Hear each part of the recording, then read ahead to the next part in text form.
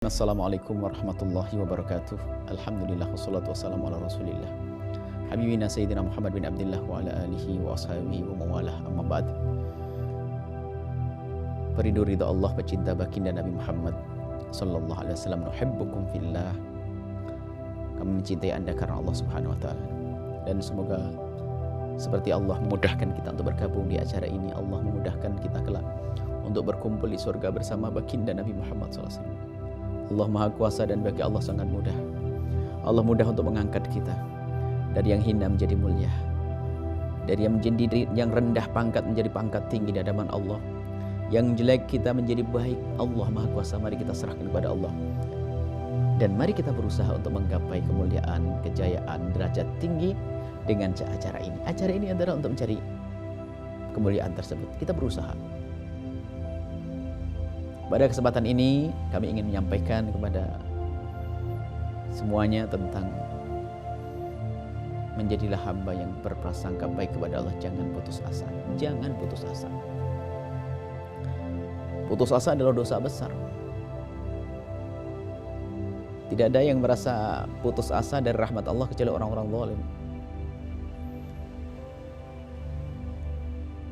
Yang memberi adalah Allah. Kalau diambil nikmat, Allah ambil. Yang ambil adalah Allah. Orang berputus asa itu diantaranya contoh yang paling berat. Orang biasa putus asa, ujung-ujungnya naudzubillah mengakhiri kehidupannya bunuh diri. Dia punya permasalahan dalam kehidupannya, kemudian dia sudah buntu akalnya, tidak punya solusi karena dia tidak kenal Allah, tidak punya agama, tidak pernah kenal orang soleh yang membimbingnya, sehingga dengan problem yang selama ini dialami, ia selesaikan problem itu dengan mengakhiri hidupnya. Dipikir kehidupan itu selesai sampai di situ. Ada kehidupan setelah kehidupan di dunia yang lebih panjang lagi. Dan karena dia dengan putus asa menghadap kepada Allah dengan murka Allah, maka yang pergi, yang menuju kepada Allah dengan putus asa, maka akan mendapatkan murka Allah. Maka jangan sampai ada di antara kita putus asa sampai naudzubillah bunuh diri, naudzubillah bunuh diri adalah di neraka. Permasalahan sebesar apapun, kecuali jika anda ahli iman, mendapatkan ujian dari Allah itu maka kebaikan. Sebab disabdakan Nabi, ajaban li amril mu'mini, mengherankan urusannya orang beriman, anna amrahu kullahu khair, urusannya semuanya baik-baik saja. In asabathu sarra syakar fa huwa khairul lah. Urusan orang beriman itu baik-baik semuanya. Dan itu tidak ada kecuali bagi orang yang beriman. Jika mendapatkan kenikmatan dia bersyukur, maka baiklah itu bagi dia. Wa in asabathu dharra, jika mendapatkan sesuatu yang tidak baik, sabar, dia bersabar, maka itu adalah baik baginya. Enak orang beriman. Tidak masuk wilayah putus asa. Kita dengar ada bunuh diri waktu itu di mana, naudzubillah, kasihan. Hati-hati, jangan main-main urusan ini, dosa. Wala tulqu bi aydikum ila tahlukati. Bunuh diri adalah dosa besar. Bahkan sebagian mengatakan ada di neraka selamanya. Naudzubillah. Karena apa? Tidak ada iman. Kenapa? Sudah tidak kenal Allah. Biarpun katanya dia anak orang beriman, kalau sudah bunuh diri tercabut imannya, maka sangat benar jika dikatakan tidak bakal selamat dari neraka. Jangan putus asa. Termasuk problem-problem apapun, ketahuilah Allah yang Maha Kuasa. Dan Allah akan berikan solusi. Utang menumpuk, putus asa, bunuh diri, tambah sengsara. Tidak disanjung oleh manusia, di akhirat pun akan dihinakan karena dia bunuh diri. Hati-hati. Dan jangan guyonan tentang yang demikian. Aku bunuh diri saja, bunuh diri. Hah? Tidak punya iman. Yang menyelesaikan permasalahan kita adalah Allah. Kita hanya berusaha di saat berhasil, alhamdulillah. Kalau tidak, sabarnya orang beriman adalah pahala besar di hadapan Allah Subhanahu wa taala. Jangan masuk wilayah bunuh diri ini. Kisah waktu ada orang bunuh diri. Naudzubillah, itu putus asa. Dua makhluk yang terkutuk, yang dibenci oleh Allah. Yang pertama adalah iblis, yang kedua adalah orang putus asa.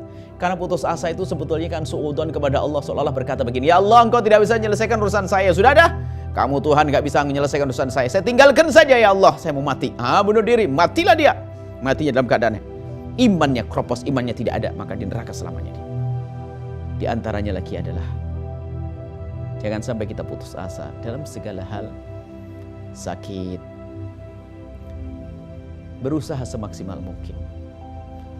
Apalagi dengan vonis dokter, wah ini bakal nggak lama malah putus asa. Nggak boleh, yang punya obat adalah Allah, yang ngasih kesembuhan Allah. Nggak boleh, harus ada usaha. Nggak boleh putus asa sama sekali dalam segala keadaan. Jika sesuatu yang kita rindukan itu adalah mustahil menurut akal kita, menurut kenyataan, karena kita memang tidak punya bekal untuk sampai kepada kesuksesan. Tapi nggak boleh setelah itu putus asa, nggak boleh. Orang sukses kan harus dengan model itu. Maka untuk menghilangkan keputusasaan ini adalah biasakan husnudzon kepada Allah. Ini untuk bangun husnudzon. Putus asa, bekerja putus asa, ini putus asa, di PHK putus asa. Nah, ini nggak akan ditolong oleh Allah.